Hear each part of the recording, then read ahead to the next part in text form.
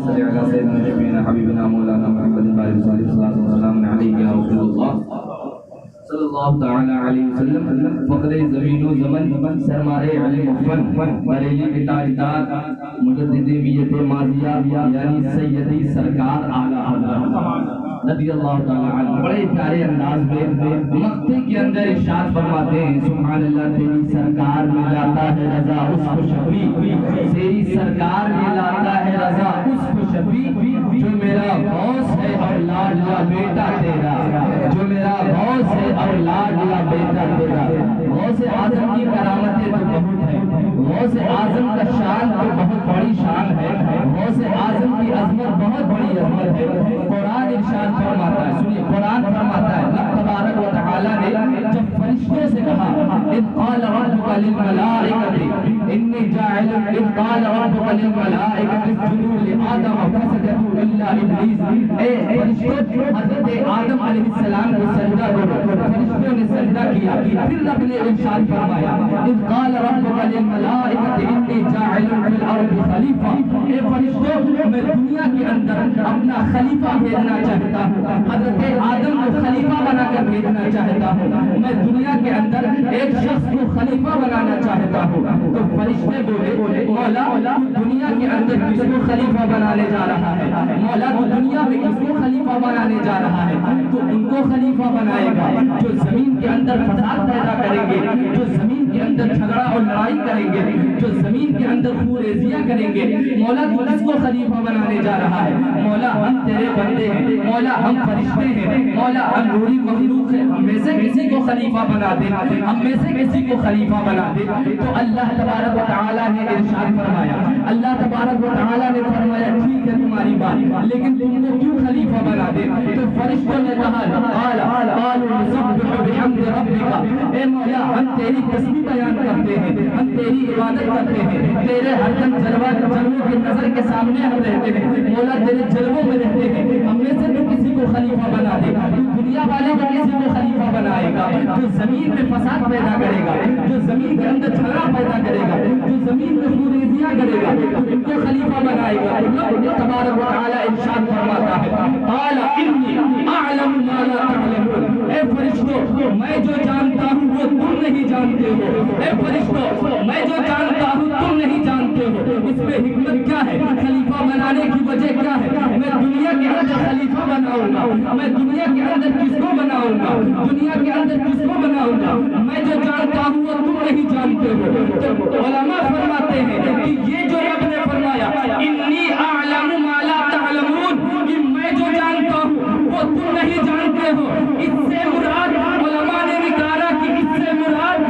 صرف اور صرف غوث اعظم رضی اللہ تعالی عنہ یعنی رب نے فرمایا کہ تم زمین والوں کو کہتے ہو فساد کریں گے ارے زمین والوں میں ایک غوث پیدا ہوگا جسے لوگ عبد القادر جیلانی کے نام سے پکاریں گے وہ بغداد کی سرزمین پر پیدا ہوگا سبحان اللہ وہ اس کی عظمت جو میں جانتا ہوں اے فرشتوں تم نہیں جانتے ہو اب سن غوث اعظم کا مقام کیا ہے سبحان اللہ بہت سی کرامتیں ہیں لیکن اعلیٰ حضرت کا یہ جو شعر ہے کہ تیری سرکار میں لاتا ہے رضا اس کو شفیع جو میرا غوث ہے اور لاڈلا بیٹا تیرا لاڈلا بیٹا تیرا لاڈلا بیٹا جو حقیقی بیٹے کو کہتے ہیں جو حقیقی بیٹا ہوتا ہے اس کا جو اصلی بیٹا اس کو لاڈلا بیٹا کہتے ہیں لیکن اعلیٰ حضرت نے غوث اعظم رضی اللہ تعالیٰ عنہ کو لاڈلا بیٹا فرمایا بہت سی تفصیل ہے بہت لمبی فہرست ہے کہ غوث اعظم رضی اللہ تعالیٰ صوفیہ فرماتے علماء فرماتے ہیں کہ یہ جو کہا گیا کہ لاڈلا بیٹا تیرا جیسے حضرت آدم سے نور چلا تھا نور مصطفیٰ چلا تھا حضرت آدم سے حضرت شیس علیہ السلام تک حضرت موسیٰ حضرت عیسیٰ حضرت اسماعیل حضرت ابراہیم خلیل اللہ علیہ الصلوۃ والتسلیم تک آیا پہنچتے پہنچتے حضرت عبداللہ تک پہنچا پھر حضرت آمنہ تک آ گیا پھر وہ نور مصطفیٰ صلی اللہ علیہ وسلم سرکار مصطفیٰ جانے دو عالم صلی اللہ علیہ وسلم کی شکل و صورت میں ظاہر ہوا کہ سرکار تشریف لائے اسی طرح علماء فرماتے ہیں کہ لاڈلا بیٹا غوث اعظم کو کہا گیا کہ سرکار کے حقیقی بیٹے ہیں، اسی طرح نور چلا تھا، سرکار کے شہزادوں کا نور چلا۔ ایک تو نور وہ حضرت قاسم رضی اللہ تعالیٰ عنہ بن کر تشریف لائے، سرکار کے شہزادے جن کا بچپن میں انتقال ہو گیا، پھر وہ نور منتقل ہوتا ہوتا ہوتا ہوتا ہوتا ہوتا آگے بارگاہ غوثیت میں نکل پڑا۔ غوث اعظم کی شکل میں وہ نور نکلا تو دنیا پھر اعلیٰ حضرت پھر پکارنے لگے تھے، یہ سرکار میں لاتا ہے رضا اس کو شفیق، جو میرا غوث ہے اور لاڈلا بیٹا تیرا۔ سبحان اللہ، جو میرا غوث ہے اور لاڈلا بیٹا تیرا۔ ایک واقعہ حضرت شیر ہندوستان ہمیشہ بیان فرماتے ہیں کہ حضرت جابر رضی اللہ تعالیٰ عنہ نے سرکار کی دعوت لی، لینے کے بعد اب دعوت لیا تو سرکار نے فرمایا تمام صحابہ کی دعوت ہے، تو حضرت جابر نے آ کے اپنی اہلیہ محترمہ سے فرمایا کہ میں نے کان میں حضور کے کہا تھا کہ اے آپ کی دعوت ہے، لیکن حضور نے میدان میں کہہ دیا کہ سب کی دعوت ہے جابر کے یہاں، تو اب بتائیے ماجرا کیا ہے، کیسے کھلایا جائے گا؟ تو حضرت جابر رضی اللہ تعالیٰ عنہ کی اہلیہ فرماتی ہے، اے جابر، اے شوہر نامدار، خبرہ کیوں ہے؟ کھلانے والا کھانے والوں کے ساتھ آ رہا ہے، خبرہ کیوں ہے؟ جب کھلانے والا کھانے والوں کے ساتھ آ رہا ہے تو کھلائے گا کسی طریقے سے؟ سبحان اللہ۔ پھر چھوٹا سا بچہ تھا، اس کو ذبح کیا، بکری کے بچے کو ذبح کیا، ذبح کرنے کے بعد اب اس کا سالن پکایا، تو سرکار نے ارشاد فرمایا تھا کہ جاؤ، جب تک میں آ نہ جاؤں سالن اتارا نہ جائے، جب تک میں آ نہ جاؤں روٹی پکائی، روٹی چولہے سے اتاری نہیں جائے گی۔ سرکار مصطفیٰ صلی اللہ علیہ وسلم، صحابہ کرام تشریف لائے، سرکار بھی تشریف لائے، اس کے بعد سرکار اٹھے اور سالن کے اس میں ڈبے میں سرکار نے سالن کے پتیلے میں لعاب دہن ڈالا، لعاب دہن ڈالا، فرمایا بند کر دو۔ پھر اس کے بعد آٹے کا برتن لایا گیا، اس میں بھی لعاب دہن ڈال دیا، اور اس کے بعد فرمایا اب کھلانا شروع کر دو۔ حضرت جابر کھلاتے چلے جا رہے ہیں، 100 صحابہ آئے کھا کے چلے گئے، 200 صحابہ آئے کھا کے چلے گئے، 300 صحابہ آئے کھا کے چلے گئے، ہزاروں کی تعداد میں صحابہ کھاتے چلے جا رہے ہیں، کھاتے چلے جا رہے ہیں، کھاتے چلے جا رہے ہیں۔ جب حضرت جابر نے سالن کے پتیلے کو کھولا تو کیا دیکھتے ہیں کہ جتنا سالن پہلے موجود تھا اتنا ہی سالن ابھی بھی موجود ہے۔ حضرت جابر سے سرکار نے فرمایا خدا کی قسم اے جابر، اگر تم قیامت تک سالن کے پتیلے کو نہ کھولتے تو قیامت تک سالن بنتا رہتا، میری امت کھاتی سبحان اللہ۔ سرکار نے فرمایا اگر قیامت تک تم نہ کھولتے تو قیامت تک یہ پتیلا چلتا رہتا اور میری امت کھاتی رہتی۔ اب ذرا اس شہزادے کا جلوہ دیکھیے، یہ سرکار ہے، سبحان اللہ۔ بارگاہ غوثیت میں ایک شیخ ابو عباس احمد رکاب وہ روایت کرتے ہیں کہ بغداد شریف کی سرزمین پر ایک مرتبہ قحط سالی پڑ گئی، اور غریبی آ گئی، تو وہ جو ہے شیخ ابو عباس احمد رکاب انہوں نے بارگاہ غوثیت میں یعنی حضور غوث پاک رضی اللہ تعالی عنہ سے اپنی مفلسی کا اور اپنی مجبوری کا اظہار کیا کہ حضور غریبی بہت ہے، سالی پڑ گئی، حضور کچھ عنایت فرما دیں۔ تو غوث اعظم رضی اللہ تعالی عنہ وہ فرماتے ہیں کہ میں نے جب کہا سرکار غوث پاک سے کہ حضور بہت سالی ہے، بہت غریبی ہے، حضور کچھ عنایت فرما دے، تو غوث اعظم رضی اللہ تعالی عنہ نے تھوڑا سا گندم دیا اور ان سے فرمایا کہ جاؤ کوزے کے اندر رکھ دو اور کوزے کا منہ بند کر دو، اور اس کے بعد بغل سے چھید کر دو، سوراخ کر دو، اور اسی سوراخ سے تم نکال کے کھاتے رہو، سبحان اللہ، کھاتے رہو۔ تو وہ فرماتے ہیں کہ میں ایسا ہی کیا، حضور نے تھوڑا سا گندم دیا، میں لے جا کے کوزے میں رکھا، اس کا منہ بند کر دیا، پھر بغل سے سوراخ کر کے اسی سے نکالتا رہا، کھاتا رہا۔ فرماتے ہیں کہ 600 سال تک میں صرف وہی گندم کھاتا رہا لیکن ختم نہیں ہو رہا تھا، 6 سال تک میں وہی گندم کھاتا رہا، لیکن ایک روز میری بیوی نے اس کا کپڑا ہٹا کر دیکھ لیا کہ آخر یہ ختم کیوں نہیں ہو رہا ہے۔ فرماتے ہیں کہ ایک دن میری بیوی نے وہ کپڑا ہٹا کے دیکھ لیا جس سے میں بند کیا تھا، کوزے کا منہ کھول کر کے دیکھ لیا کہ یہ ختم کیوں نہیں ہو رہا ہے، تو ایک ہفتے کے اندر پھر وہ ختم ہو گیا۔ ایک ہفتے کے اندر پھر وہ ختم ہو گیا آٹا ختم ہو گیا. تو انہوں نے بارگاہ غوثیت میں یہ بتایا کہ حضور ایسا ایسا معاملہ ہوا.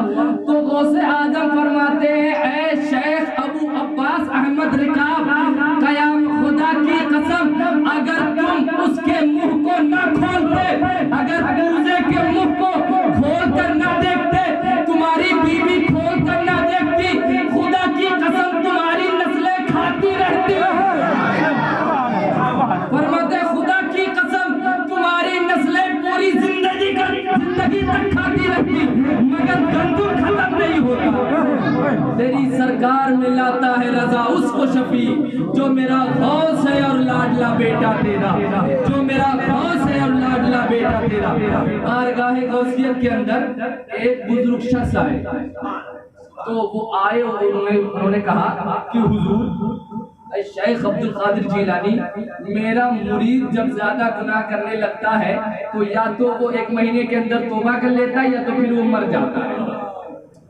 مریدی لا تخف کہہ کر تسلی دی غلاموں کو، قیامت تک رہے بے خوف بندہ غوث اعظم کا. مریدی لا تخف اللہ ربی عطانی رفعتا نلت المنالی، وہ غوث اعظم کی شان ہے. تو انہوں نے کہا کہ حضور اے شیخ عبد القادر جیلانی، میرا مرید جب زیادہ گناہ کرنے لگتا ہے یا تو مر جاتا ہے یا پھر وہ گناہوں سے توبہ کر لیتا ہے.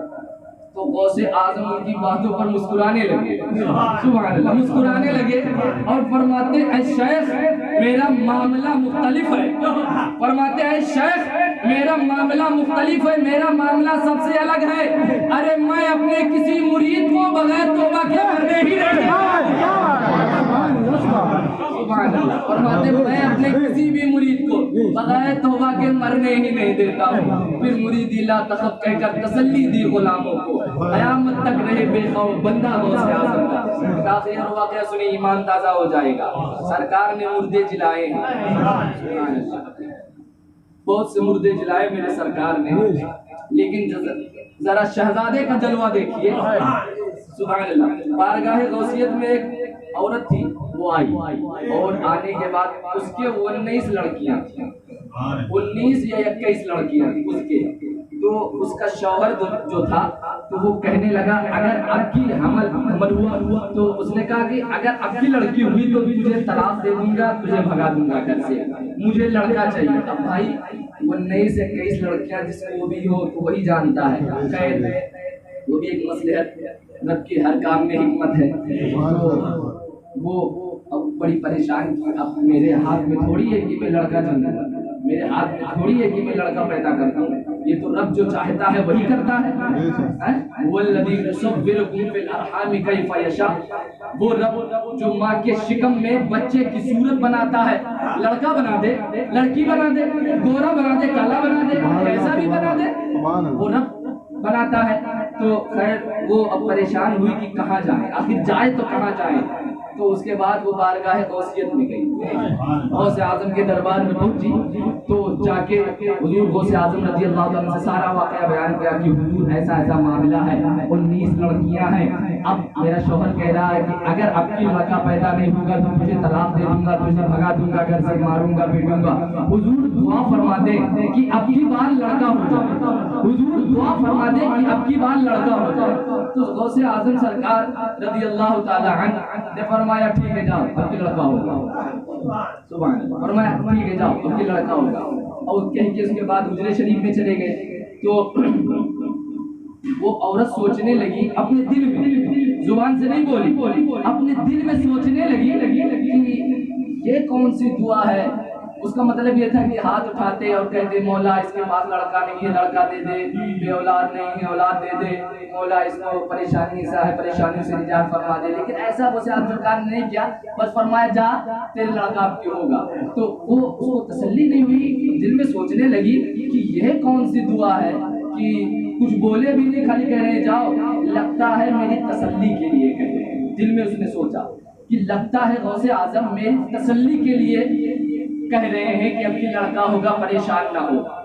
اتنا اس کا سوچنا تھا دل میں.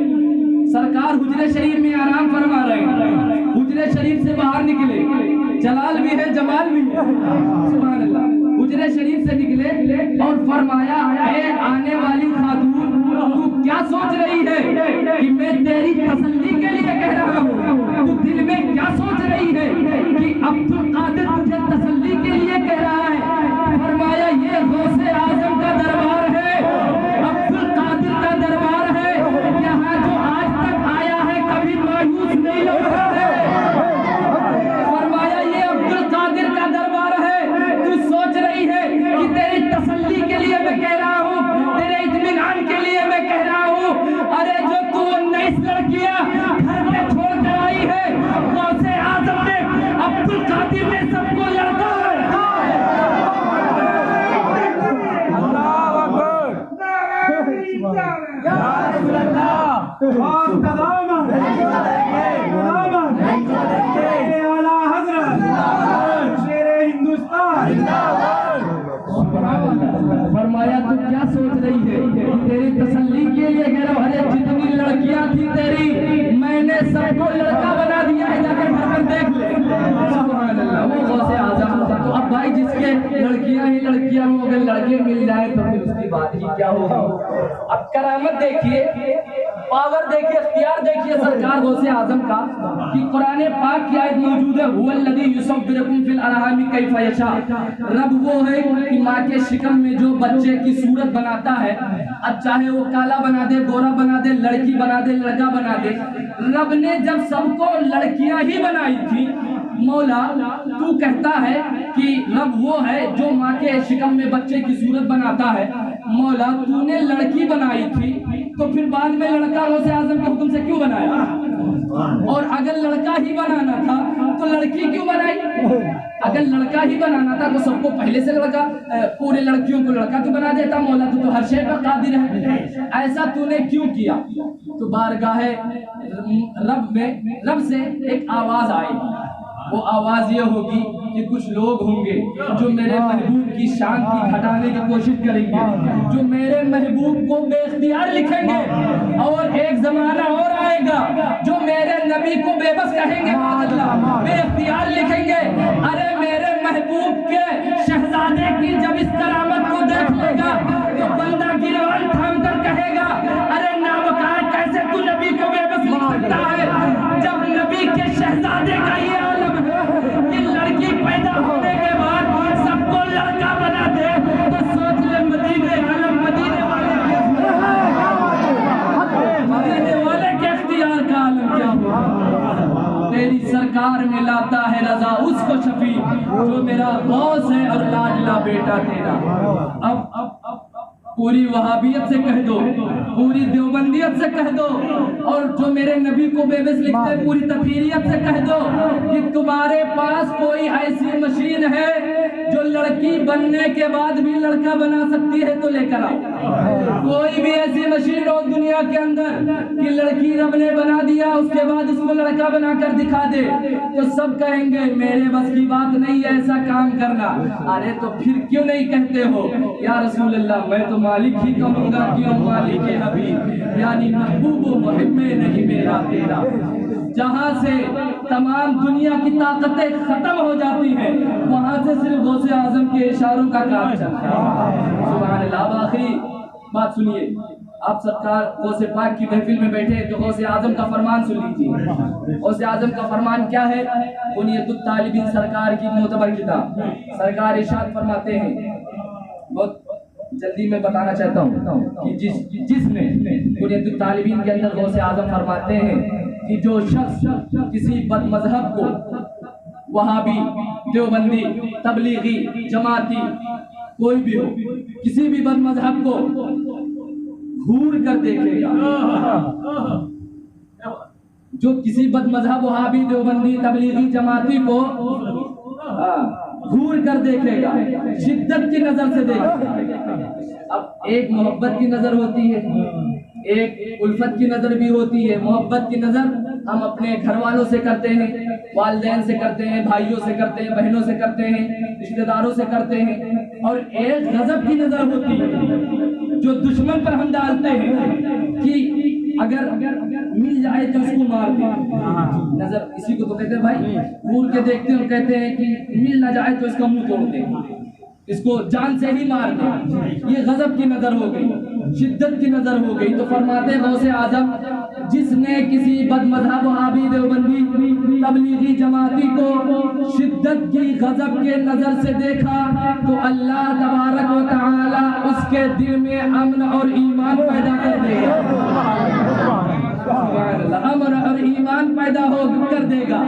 اب وہابی اور دیوبندی کو غضب کی نظر سے, شدت کی نظر سے دیکھنا تمہارا کام ہے, اب تمہارے دل کے اندر امن اور ایمان بھر دینا تمہارے رب کا کام ہے. پھر آگے فرماتے ہیں کہ یہ تو غضب کی نظر ہو گئی.